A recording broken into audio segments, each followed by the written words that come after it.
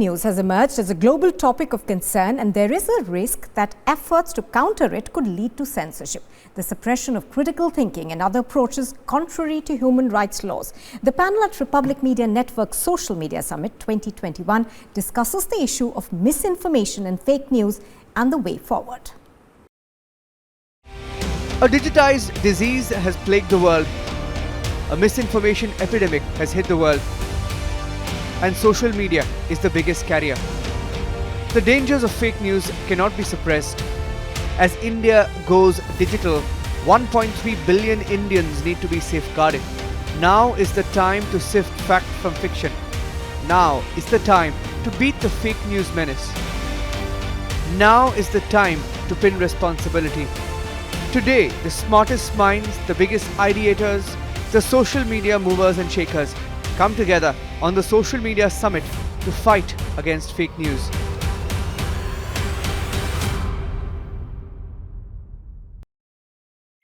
Hello and welcome to the Social Media Summit 2021, brought to you by the Republic Network.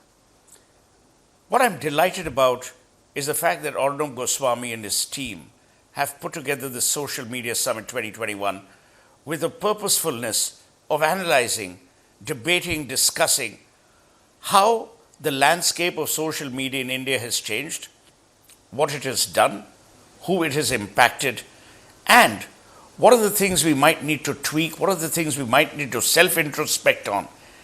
And I'm delighted that to discuss all of this and more, I have a very distinguished panelist of eminent, bright social media users as well. So let me begin by introducing Ratan Sharda, TV panelist, author, written a fine book on the RSS, dear friend. Mohandas Pai, the chairman of Aryan Capital, and one of the loudest and sanest voices in India on matters that concern the common man. Harish Bijur, one of India's finest marketing minds. When I grow up, I want to be like him.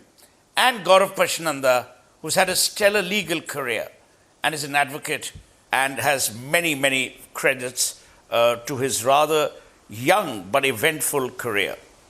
So let's start by putting on the table 4 hypotheses. Number 1, during COVID times, we saw the use and the abuse.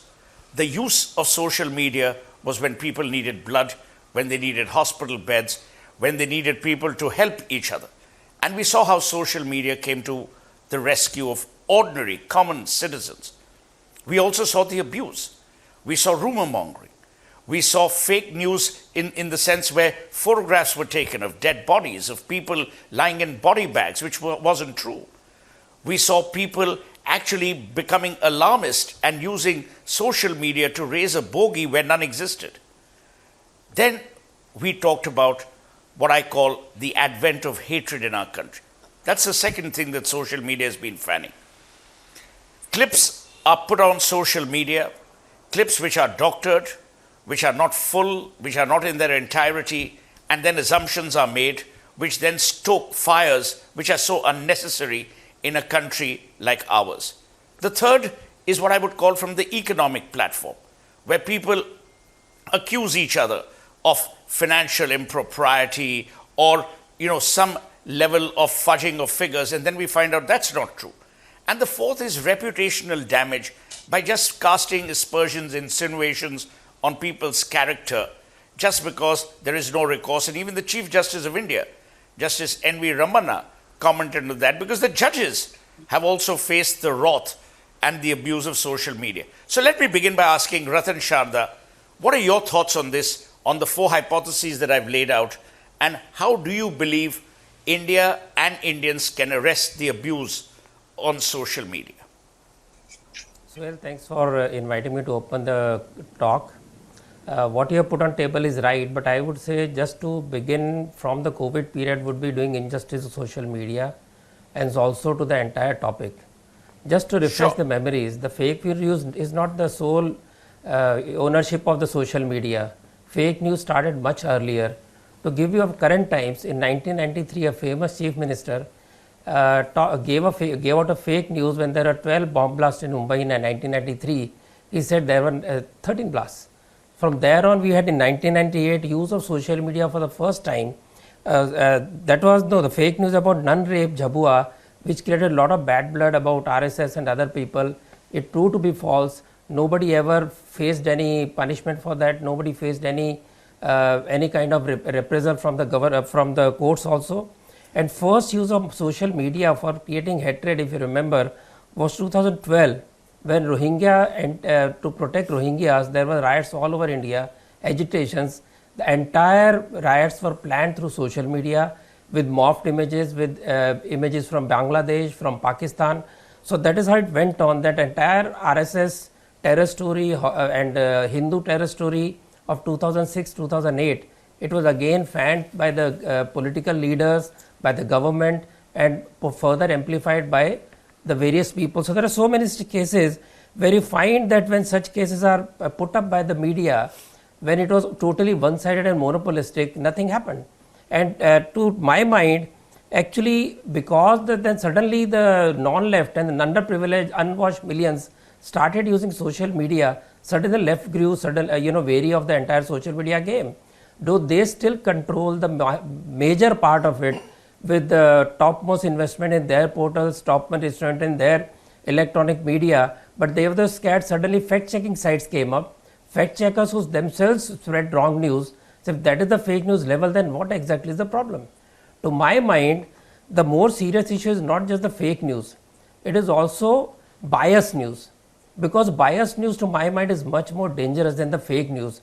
When you try to put up a news which is about a Bengali Baba Tantric and put a photo of Sadhu or Pandit, it's typical hate generating image. When you talk about a riot but you give wrong picture and you create a story which is not actually the true story, for example Delhi riots. In Delhi riots, there are two sides of the story totally uncompromising with each other. It's so bad that Delhi police records are not believed. They are questioned every time in every debate. So what exactly is the meaning of this? I believe this biased news, this subtle turn of the news is much more dangerous, because fake news is in your face. You can deny it, you can own it, you can x-ray it and say this is wrong. But what about the news which is biased, which is plays with your sentiments and creates a wrong image? That is the problem with this fake news business. For example, you talked of COVID.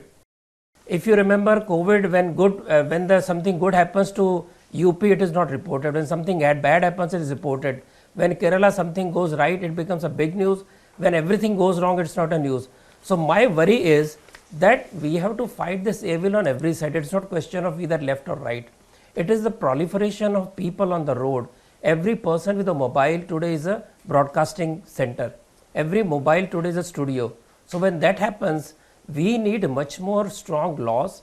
And what happens when somebody applies a law? Immediately same left, same judiciary cries blue murder. It says this is not freedom of expression. So where do we go? I think the answer lies with the people who actually are in the media, who have got enough resources, like Republic. If you remember, Republic editor himself was the target of fake news by police commissioner, who is today in jail. So if that is the situation, we need stronger resources to have some kind of guidelines who can control this kind of fake news generation and have some kind of filter and also strong laws. I have a slight disagreement with you. I have no issues with biased news. I'm entitled to have a bias. I'm entitled to have an ideology. I'm entitled to have an opinion. All newspapers, media, lots of organizations. But my belief is fake news is sometimes used for, as you say, purposes that are either divisive or hate causing or create violence. So let me get Mohandas Pai for his initial remarks. Mohan, what do you feel? Suhel, I think Ratan Sada said it fairly well, but let me add to it. First of all, thank you for inviting me. It's great to have this wonderful panel. Suhel, throughout history, when media has come into being, a certain set of elite use the media to create fake news, fake narratives, to capture the minds of people and to create public opinion.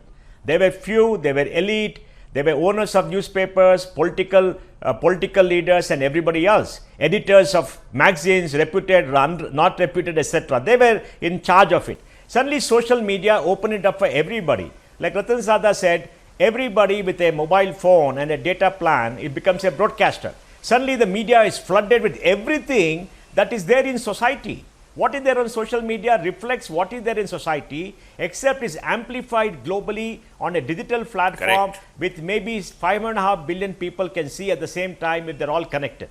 That is the only difference, right? Now everybody has become a broadcaster, everybody can spread fake news, everybody can spread biased news, everybody can do what they want and they can get following. It's open for all. So it is democratized media, it's made media much better, it's made people think as to what is right and judge for themselves. So far they were not used to judging. They read the newspaper, they believed everything, Suhel.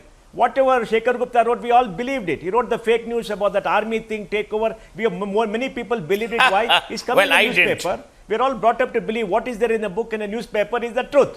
Well, you didn't. I mean, you are a smart guy. We are not so smart as you, but you are more, tuned in. So this happened, right? It's been happening. Now everything is open to everybody. It's a perfect storm. Democratization is a fantastic development, the biggest development for democracy for the last 10 years, blah, blah, blah. I can go on and on. Yes, it has its pluses, it has its minuses.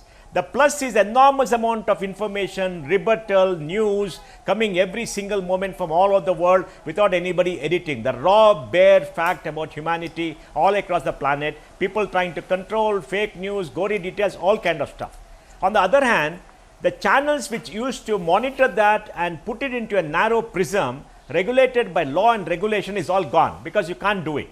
And then we have these platforms owned by private companies who say they are above the law and they will decide based on their ideology and everything else. So I think let us understand the whole creature, what it is. There's nothing good or bad. Overall is fantastic, is good for humanity, good for all of us. Now, how do we moderate that to make sure that it doesn't go out of control, it does not lead to a one-sided narrative, it does not lead to a few set of people using this media to capture the minds of people like they're doing earlier.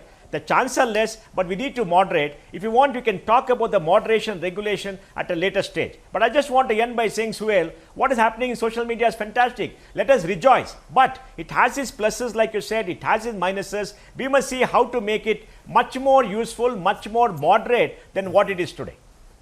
Thank you, Mohan. I want to bring in Harish because what we've seen on social media is also the dangers that brands are today fraught with.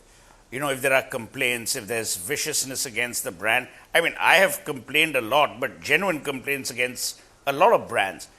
How do brands, how do consumers then use social media to separate perhaps the wheat from the chaff, given that there could be even fake complaints, fake narratives, there could be competitive sniping, you know, where a competitor actually creates Twitter handles to snipe at his rival. So how do you think we are approaching social media from a brand perspective?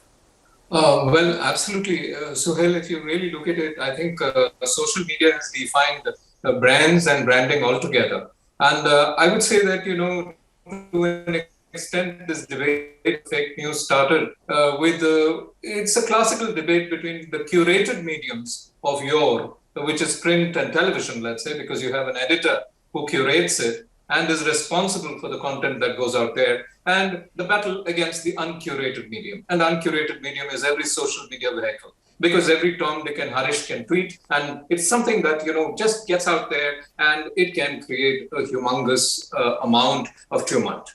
Brands, to the question, I do believe, you know, there are three kinds of people out there on social media. There are real people, like the people around on this panel. Then there are, of course, people who are pretending to be someone, in the sense people running the agenda of someone else. And then there are the trolls. And much of the time, you know, many of these trolls are bots.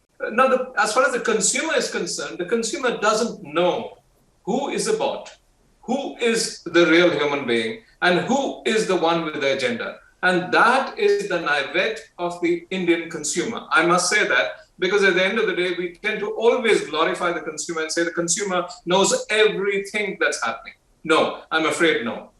Social media can leverage the minds of consumers, and we need to stop that. Because, you know, this business of fake news, the last point I'd like to say is that, you know, I keep saying, you know, twisting an old way of saying it, when dog bites man, it's not news. But when man bites dog, it's fake news. And guess what? This fake news is eating into us at this point of time, because too many men are biting too many dogs. Excellent. So let me get my good friend, young Mr. Pachananda, in. Let him don his legal hat and tell us what are the legal loopholes in the current legal system which looks at social media or its purity or use or abuse, and what are your solutions for the way forward? I think there are, when we talk about the legal regime in the context of addressing concerns of fake news, there are two ways or two sort of aspects that need to be looked at. One, of course, is what are the laws that are already in place and what are the laws that are perhaps required in the context of addressing concerns regarding fake news. That is more in terms of that's more of a technical and an academic discussion. I can take you through all the provisions, but broadly speaking, even before the onset of the advent of non-traditional forms of exchange of news, let us say, which Harish was referring to as curated forms, there were adequate safeguards in place to address concerns regarding fake news. It is really the advent of the non-traditional forms of dissemination of news that have created, that have sort of put forward new challenges. It's a very typical form of media in that sense. For example, social media. When you use that to spread fake news, you are actually entering let me say it differently. When social media is used as an instrument of spreading fake news, you're entering a medium in which there are typical features. There is nobody who's generally curating, editing, or moderating the content. It is, as Mr. Pai mentioned, very democratized. Literally anybody can become a person who's putting news in the medium. It is a medium that moves at lightning speed, has a huge cascading effect.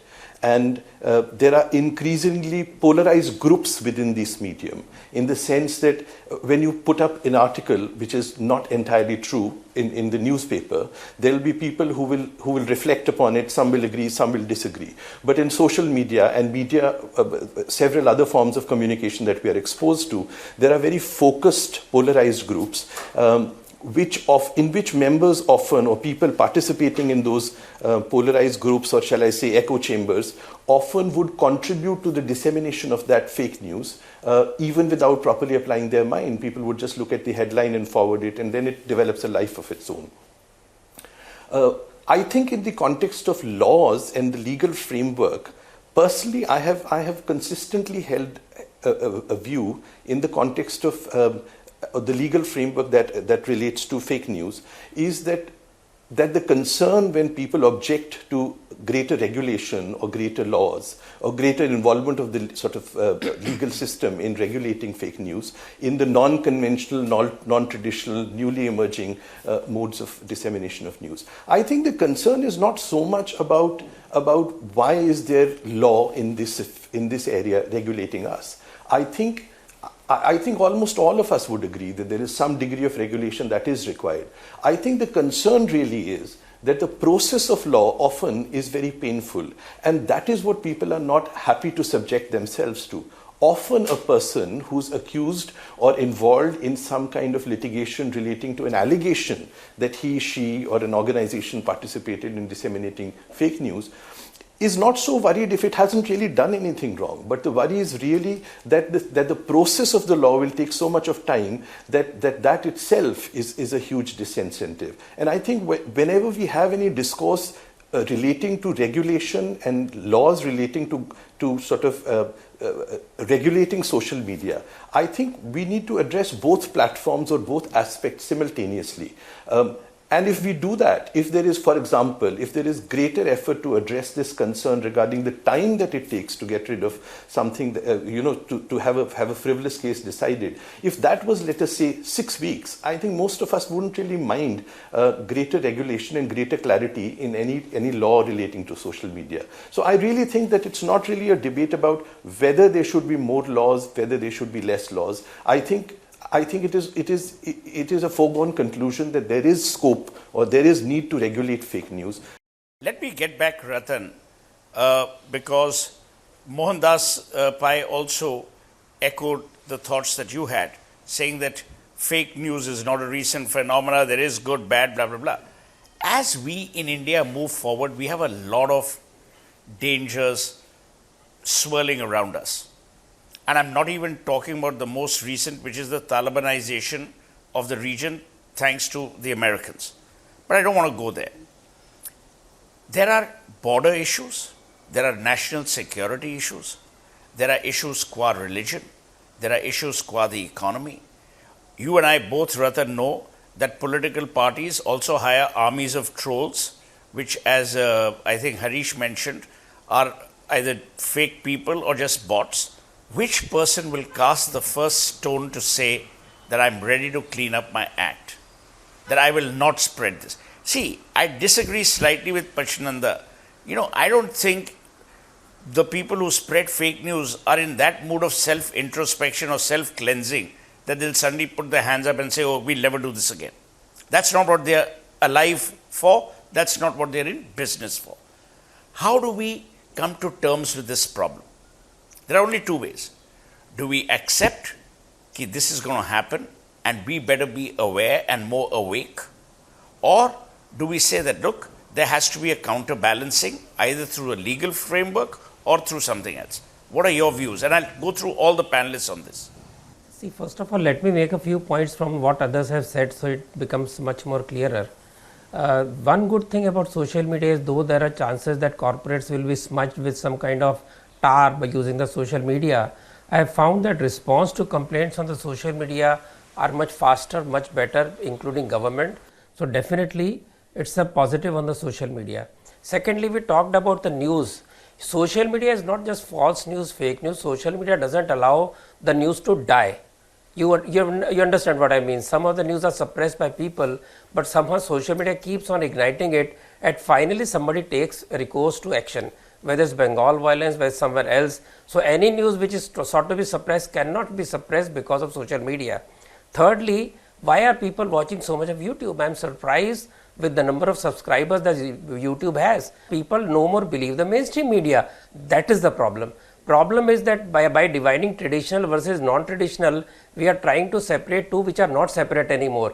Right from print media to mainstream electronic media like Republic or its own digital media or XYZ, any channel. They are there everywhere, and plus there are people who are having millions of followers without any backing from any corporate, which means people know more the mainstream media, which is a thing that should worry mainstream media. And finally, coming to your view of the legal framework, I think definitely the legal framework is required, and also speed of disposal.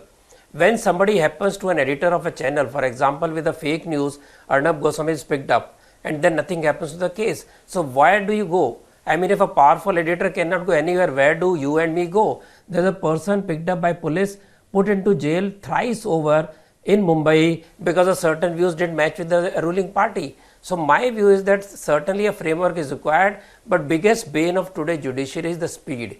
The speed of providing justice, that is the problem, whether it's a fake news, whether it's news, social media, or any non-conventional or even conventional crime. For example, check bouncing. What happens to check bounce? There was criminal case, it has become civil now. So you can keep on fighting for money and people say, "Jao court mein jao, kya hota hai, dekh lo."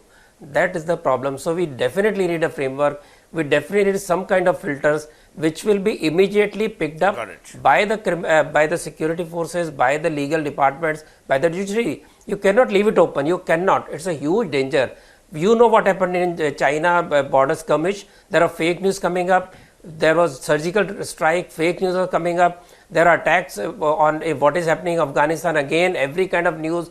So that is where the danger is, because of continuous heating of the global scene with Taliban, with China, with Pakistan. You need to have some control. These are small issues. Some riot here and there, reported or not reported, is minor issue. So I am worried about this part. You said there is no, you can have biased views. You cannot suppress news. If news is suppressed, that is as bad as a fake news. I still insist on that. So we definitely need framework.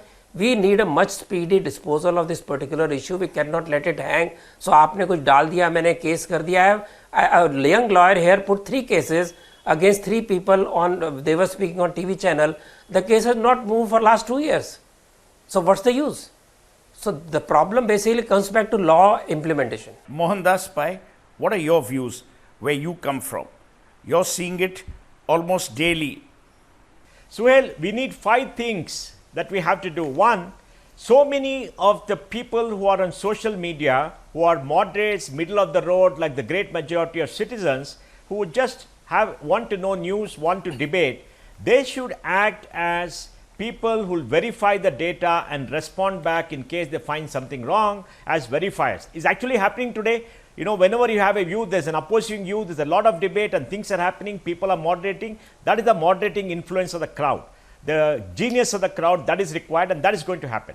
Second, the platforms have to put in more investment to moderate the content and to check up facts, which they're doing, except some of them have an agenda, some of them have a ideology, and that must be tempered down by law, and they should be forced to have an obligation to temper it down, because that's the first line of defense. They're on the platform and they can take it down even if wrongly. Third, we need an appeal process like an ombudsman who will take quick decisions very fast when there's an appeal, so that anything that is taken down, people go in appeal, within 24 hours they get a result, and then the matter can close. Maybe out of 100 complaints, only 10 complaints will remain out of that. And then we need intelligence agencies and everybody else to look at the data on social media, to understand what is happening on the world, to understand the charter, and use that to protect all of us from terrorist attack, from undue riots and all that. If the police are behind, the security agents are behind, we're all going to be in trouble, because somebody, like you said, can make it go viral and do some things. So we need an institutional mechanism with many players at the back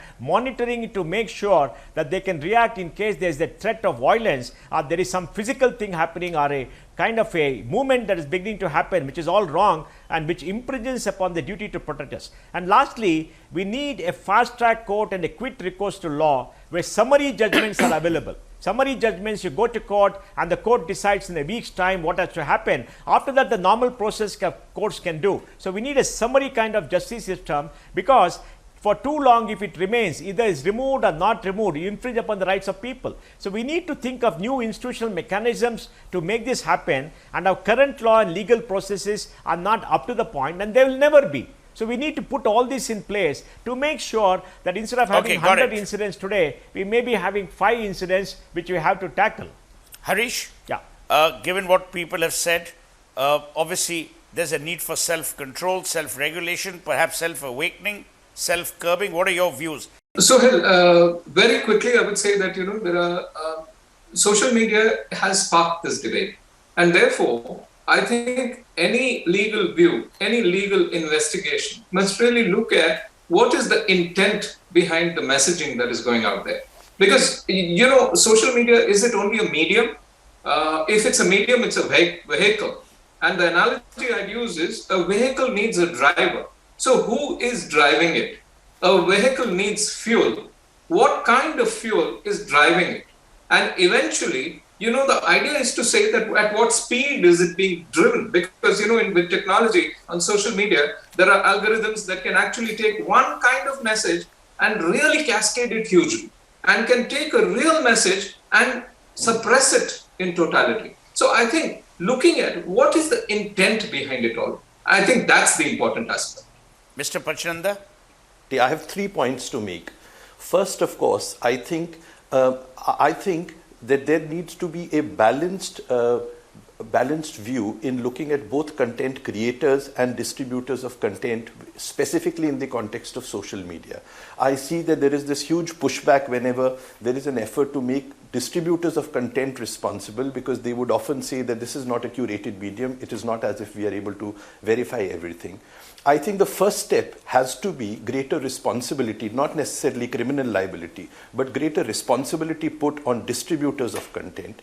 I think the second step has to be to encourage or in some manner motivate these non-conventional medium, particularly that they rely heavily on technology, to readapt the technological architecture in which their medium works. When we make the same point in the context of fake news, there is some resistance to this. And of course, the third thing which I mentioned earlier is that there is enough law and there is scope for making more law. But I think what we need is methods of implementation of laws that make it expeditious and worthwhile. Thank you. So I just want to sum up as we come to the close of this session. I think if I were to go and take a sieve of what each of the panelists have said, it's abundant that 4 or 5 things come to the top.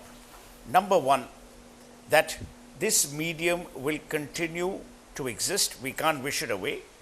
We need more controls, whether those controls are self-imposed or imposed through a legal mechanism.